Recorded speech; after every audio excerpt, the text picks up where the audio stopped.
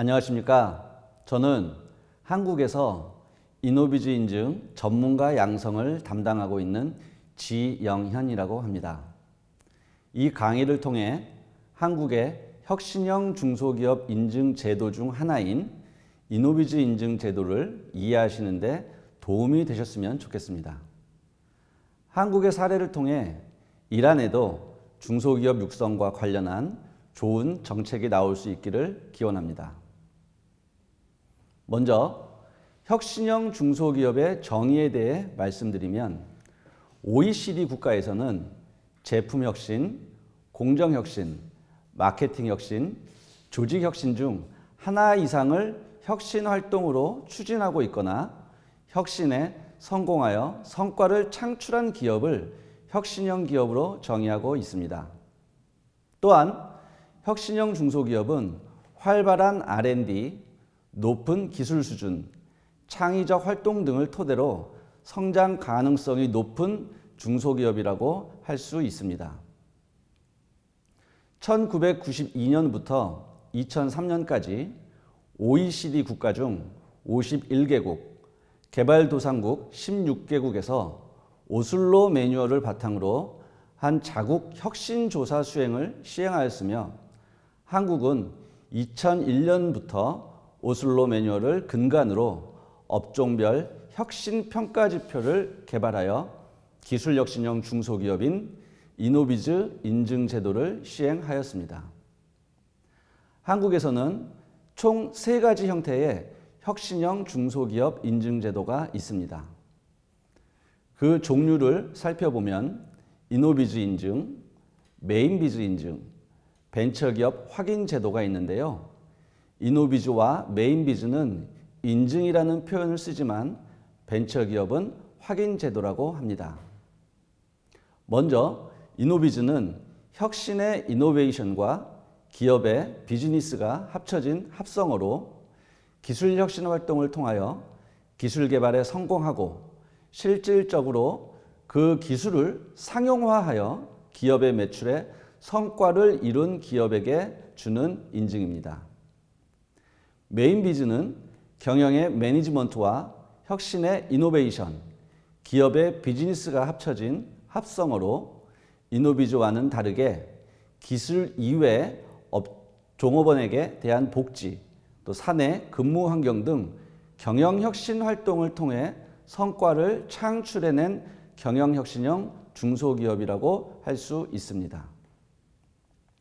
벤처기업은 창조적 아이디어와 첨단 기술을 바탕으로 도전적인 사업을 운영하는 신생 중소기업을 의미하며 통상적으로 창업 이후 업력이 7년 미만의 기업이 그 대상이 됩니다.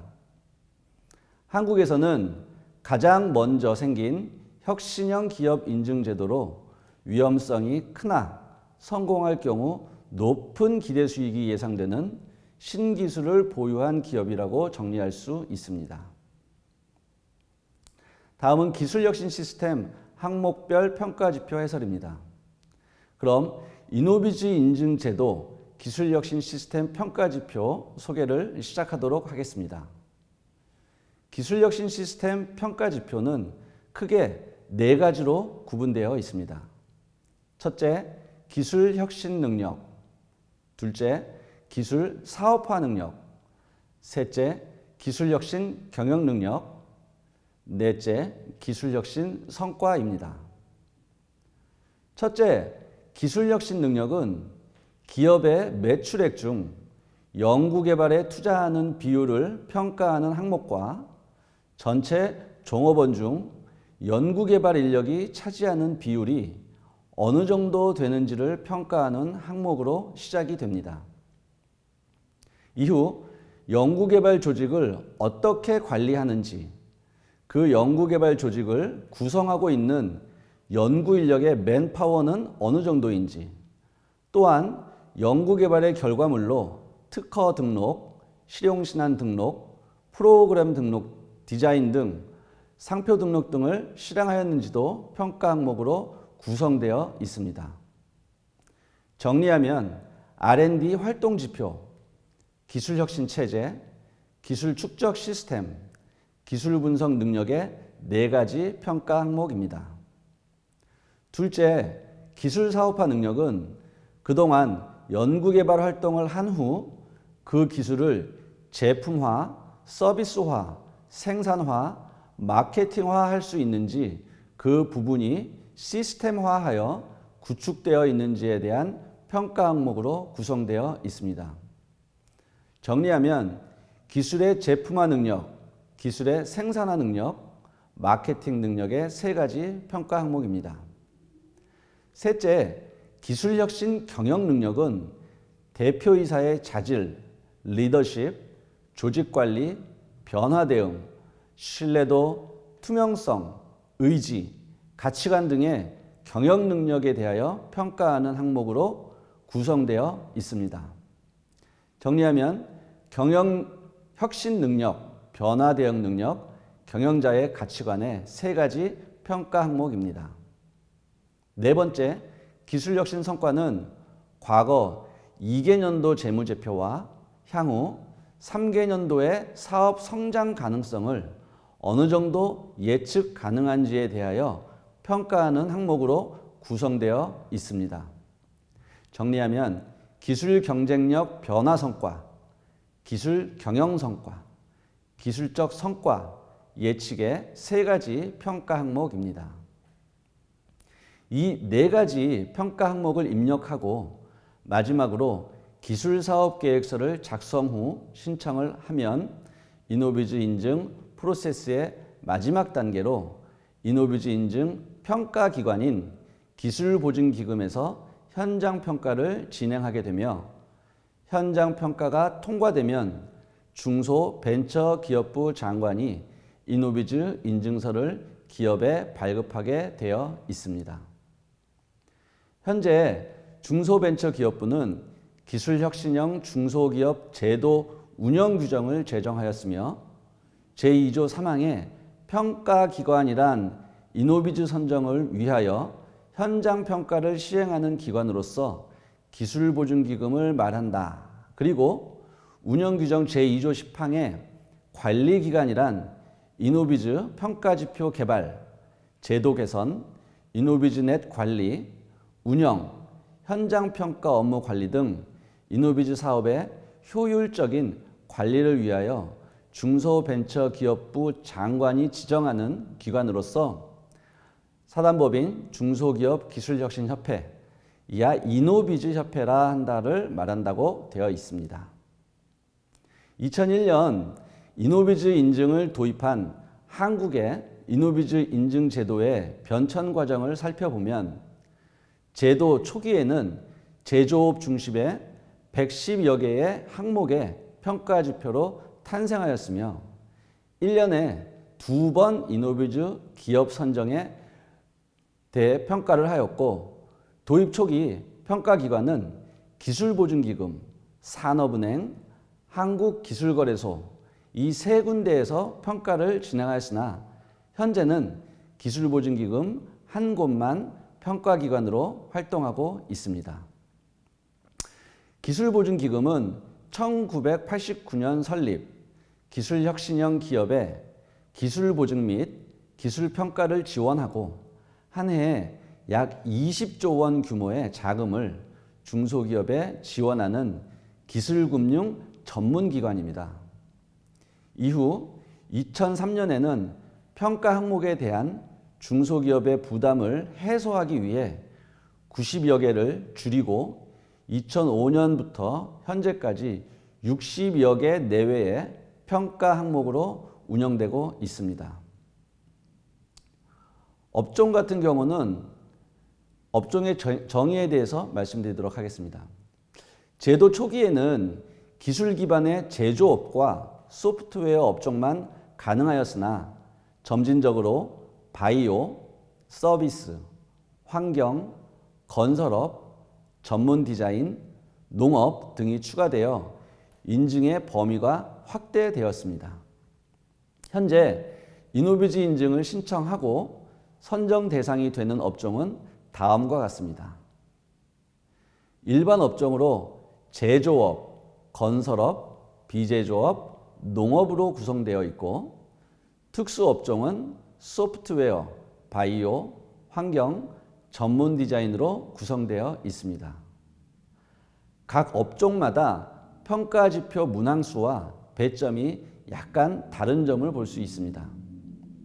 일반 업종 중 제조업과 소프트웨어는 62개 지표, 건설업은 61개 지표, 비제조업과 농업은 56개 지표로 가장 문항수가 적고요. 환경은 63개, 바이오는 67개로 가장 많은 문항수가 배치되어 있습니다. 이러한 업종의 구분은 기업의 매출액에서 차지하는 비중이 가장 큰 부분을 주업종으로 하고 그 주업종에 해당하는 기업을 구분하고 있습니다. 일반 업종 중에서 우리 주변에서 흔히 볼 수 있는 업종이 빠져 있다는 것을 느끼신 분이 있으실 겁니다. 바로 도소매업이죠. 주업종이 도소매인 경우 이노비즈 인증, 즉 기술혁신형 중소기업, 다시 말해서 기술력이 있는 중소기업으로 판단하기 어려운 부분이 있습니다. 여러 가지 업종을 겸업으로 삼고 있는 기업이 있다면 기업 매출액의 50% 이상 차지하는 경우 그 업종이 해당 기업의 주 업종이 된다고 볼 수 있습니다. 제품과 상품은 일반적으로 혼용되어 사용되고 있지만 엄연히 다른 용어이고 다른 의미입니다. 제품은 원재료에 대해서 가공, 조립, 변형 등 제조 공정을 거쳐서 만들어낸 것이고 상품은 누군가 만들어 놓은 제품을 사고 파는 것이라고 보시면 됩니다. 예를 들어 제조업과 도소매를 같이 겸업하고 있는 경우 제품 매출이 50% 이상이면 주 업종이 제조업에 해당하고 도소매 매출이 50% 이상이면 주 업종이 도소매업에 해당이 됩니다.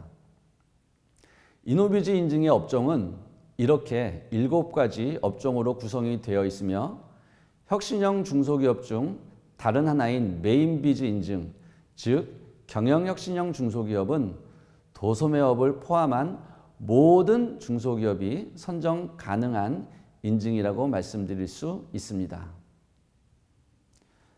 이노비즈 인증 시스템 홈페이지를 통해 입력이 가능합니다.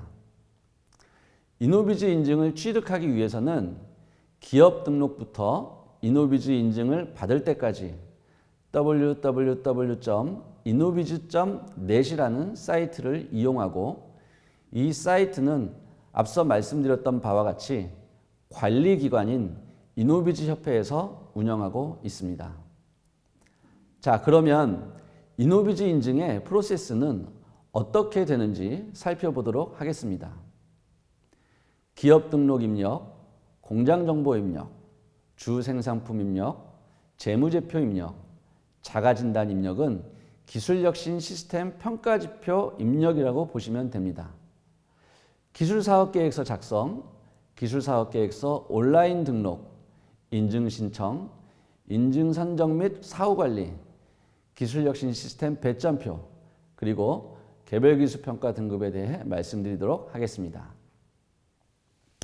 혁신형 중소기업 인증 중 이노비즈 인증과 메인비즈 인증은 창업 후 기업을 운영한 업력이 3년 이상이 되어야 신청을 할 수 있으며 벤처기업 확인의 경우 창업과 동시에 신청할 수 있습니다. 이러한 혁신형 중소기업은 개인기업, 법인기업 모두 신청이 가능합니다. 개인기업을 운영하다 법인기업으로 전환하신 경우 개인기업의 자산, 부채, 자본을 모두 포괄적으로 법인기업으로 양도하신 경우 개인기업의 업력도 인정을 받을 수 있습니다. 또한 www.innobiz.net 사이트에서 신청 완료 이전에는 언제든지 모든 항목을 수정하실 수 있습니다. 다음은 기업 등록입니다. 스텝 1 기업 등록, 스텝 2 자가 진단, 기술 혁신 시스템 입력, 스텝 3 기술 사업 계획서 입력, 스텝 4 현장 평가 신청 순으로 진행이 되며 첫 번째 항목인 기업 등록 화면을 살펴보겠습니다. 기업명, 사업자 등록번호, 법인번호, 대표자 성명, 대표자 이메일, 담당자 성명, 담당자 이메일 등 입력하는 화면을 보실 수 있는데요. 이 화면에서 기업의 업종을 선택하는 화면도 제공하고 있습니다. 여기서 선택할 수 있는 업종은 앞서 말씀드린 제조업, 건설업, 비제조업, 농업, 소프트웨어업, 바이오업, 환경업, 전문 디자인업 중 하나라고 보시면 됩니다. 업종별로 평가지표, 항목수, 배점 등이 다양하게 구성이 되어 있으므로 여러 가지 업종을 같이 가지고 있는 기업이 업종을 선택할 때 다른 업종을 선택한다면 평가지표 자체가 다른 업종이 나올 수 있다는 점을 주의하시면 됩니다. 담당자 이메일의 경우 회사의 대표 이메일을 지정하여 사용하는 것이 좋습니다. 이노비즈 인증 신청뿐 아니라 다른 정부의 기업 등록 시에도 마찬가지입니다. 중소기업의 경우 부서 이동 또는 퇴사 등의 이유로 담당자의 변경이 많이 일어날 수 있습니다. 이로 인해 만기가 되는 3년 후 이노비즈 인증 재신청 시 정보를 못 받을 경우도 있고 정부로부터 좋은 정보를 받을 수 있으나 놓치는 경우도 발생할 가능성이 있습니다. 다음은 공장 정보 입력입니다. 제품을 생산하는 공장에 있는 경우 국내 공장, 해외 공장을 입력하시면 되고 서비스업이나 디자인업처럼 공장이 없는 경우는 입력하지 않으셔도 됩니다. 주생 상품을 입력하는 화면이 바로 이어져 있는데요. 중요하다는 별표 5개 정도 메모를 하시기 바랍니다. 마지막 단계인 기술사업계획서 작성 시 이 내용이 동일하게 입력이 되어야 합니다. 주 생산품은 A인데 기술사업계획서의 기술은 A 제품에 관한 기술이 아니고 신기술 또는 B 제품의 내용을 입력하시는 오류를 범하시는 경우가 많이 발생하고 있습니다. 여러분들이 잘 알고 계시는 삼성전자의 예를 들어보겠습니다. 아쉽게도 삼성전자는 중소기업이 아니라 대기업이기 때문에 이노비즈 인증은 받을 수 없습니다.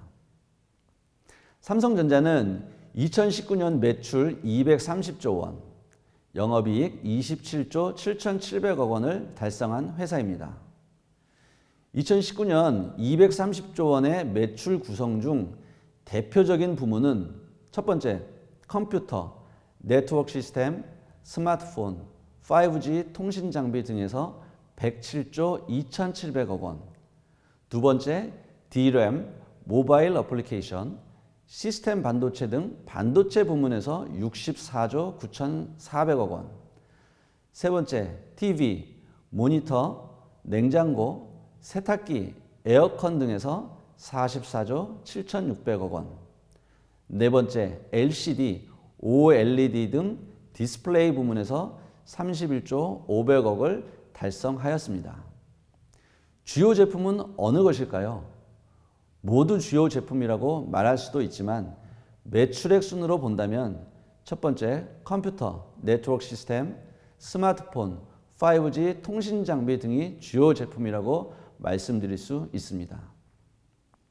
이노비즈 인증은 기술력 신형 중소기업으로 기업의 기술력을 인정받는 인증이라고 볼 수 있습니다.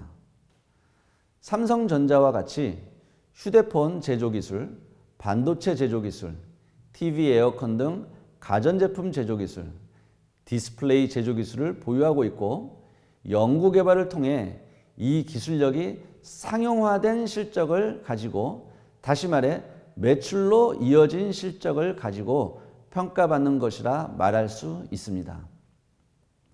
삼성전자의 대표적인 기술은 첫 번째 통신장비 기술, 두 번째 반도체 부문 기술, 세 번째 가전제품 부문 기술, 네 번째 디스플레이 부문 기술.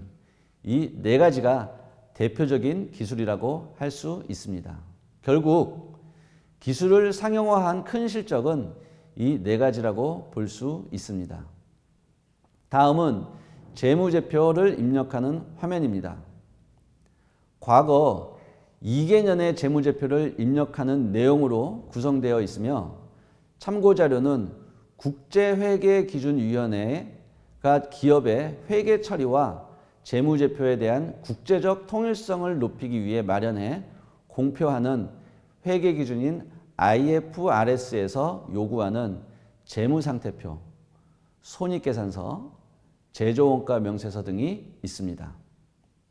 매출액, 유동자산, 재고자산, 유동부채, 총자산, 당기순이익, 영업이익, 차입금, 매출채권, 연구개발비 등으로 구성이 되어 있으며 이노비즈 평가지표의 첫 번째 항목인 R&D 비율이 자동으로 계산되어 적용되는 곳입니다.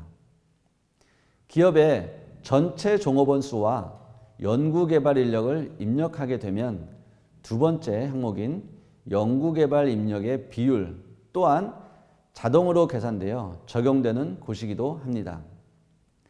과거 2개년의 재무제표를 입력하게 되는데 현재 2022년 9월에 이노비즈 인증을 신청하는 기업이라면 단기는 2019년, 정기는 2018년에 재무제표를 입력하게 됩니다. 기업 대부분이 12월 말에 재무제표를 마감하게 되고 한국 정부에서는 3월 말까지 재무제표 마감에 대해 신고를 하도록 하고 있습니다. 마감은 전년도 12월 말이지만 신고는 다음 해 3월 말까지 결산 준비 시간을 준 것입니다. 그러나 경영 능력이 탁월한 대표이사님의 경우 3월 말까지 기다리지 않고 그 이전에 재무제표를 마감을 하고 정부에서 지원하는 많은 제도에 다른 기업들보다 먼저 신청을 하고 경쟁이 치열하지 않은 상태에서 혜택을 받고 있기도 합니다. 다음은 자가진단, 즉 기술혁신 시스템 평가 항목을 입력하는 화면입니다. 일반 업종, 특수업종의 다양한 평가지표를 입력하게 됩니다. 평가지표는 기술혁신 능력, 기술사업화 능력, 기술혁신 경영 능력, 기술혁신 성과 순으로 입력하게 됩니다. 평가지표 입력이 완료되면 기술사업계획서를 입력하고 현장평가 신청을 하게 됩니다. 다음은 기술사업계획서를 입력하는 화면입니다. 기술사업의 명칭, 작성자 성명, 직위, 전화번호, 이메일 등이 첫 화면이고 기업체 개요, 또 경영진 현황, 영업 현황 및 매출 현황, 필요 자금 및 조달 계획, 기술 사업 내용의 총 6개 화면으로 구성되어 있습니다. 앞서 주생상품 입력하는 화면에서 중요하다는 별표를 5개 정도 메모하시기 바란다고 말씀드린 거 기억나시는지요? 바로 이 화면에서 주생상품에 대한 기술 사업의 명칭을 입력하고 그 내용을 입력하시면 됩니다. 삼성전자의 예를 보면 대표적인 기술은 첫 번째 통신장비 기술, 두 번째 반도체 부문 기술, 세 번째 가전제품 부문 기술, 네 번째 디스플레이 부문 기술, 이 네 가지가 대표적인 기술이라고 말씀드렸는데요. 그 기술의 내용을 기술 사업 내용에 입력하시면 온라인 등록을 하는 화면이 나옵니다. 다음은 기술 사업 계획서를 온라인 등록하는 화면입니다. 작성하신 기술 사업 계획서를 온라인 등록한 후 지금까지 입력한 스텝 1 기업 등록, 스텝 2 자가진단 기술혁신 시스템 입력, 스텝 3 기술 사업 계획서는 언제든지 수정할 수 있습니다. 다음은 기술 사업 계획서를 온라인 등록한 후 마지막 단계인 스텝 4 현장 평가 신청 화면입니다. 앞서 말씀드린 바와 같이 현장 평가는 기술보증기금의 평가위원이 기업에 방문하여 기업 등록, 자가진단 입력 항목, 기술사업계획서의 내용이 입력한 내용과 동일한지 현장에서 준비된 자료와 데이터를 검증하는 형태로 진행이 됩니다. 기술보증기금은 기술보증기금법에 따라 설립된 정부 출연기관으로서 기술혁신형 기업의 기술보증 및 기술평가를 중점 지원하여 기업의 기술 경쟁력을 높이고 나아가 한국 경제의 지속적인 성장 동력 창출에 일익을 담당하고 있는 기술금융 전문 지원기관입니다. 전국 7개 지역본부 산하에 59개 기술평가센터, 8개 기술혁신센터, 3개의 문화 콘텐츠 금융센터, 1개의 벤처투자센터, 1개의 소셜 벤처 가치평가센터를 보유하고 있으며 각 해당 지역의 기술보증기금 센터에서 기업 방문을 하게 됩니다. 다음은 이노비즈 인증 자가진단 기술 혁신 시스템 평가지표의 배점표입니다. 제조업의 경우 기술혁신 능력 300점, 사업화 능력 300점, 기술혁신 경영 능력 200점, 기술혁신 성과 200점으로 구성이 되어 있습니다. 일반적으로 인증을 신청하는 기업의 평균 점수 구성을 보면 1번 기술혁신 능력에서 250점 내외, 또 2번 기술 사업화 능력에서 250점 내외, 기술혁신 경영 능력에서 180점 내외, 기술혁신 성과에서 120점 내외로 이노비즈 인증 신청을 하고 있습니다. 이노비즈 기업의 선정 기준은 1000점 만점에 700점 이상, 그리고 개별기술 평가 등급 B등급 이상이라고 말씀드렸는데 대부분 기업은 250점 플러스, 250점 플러스, 180점 플러스, 120점을 계산하면 800점 내외 정도로 신청을 합니다. 그 이유는 기술보증기금의 현장 평가 시 혹시라도 기업에서 입력하지 못한 부분에 대해 인정을 하고 점수를 올려주는 예는 없습니다. 자가진단 기술혁신 시스템 평가지표를 입력한 부분에 관한 내용 확인과 서류, 데이터 등을 검증하고 일치하지 않는 부분에 대해서는 감점을 주는 네거티브 방식의 평가를 진행하기 때문입니다.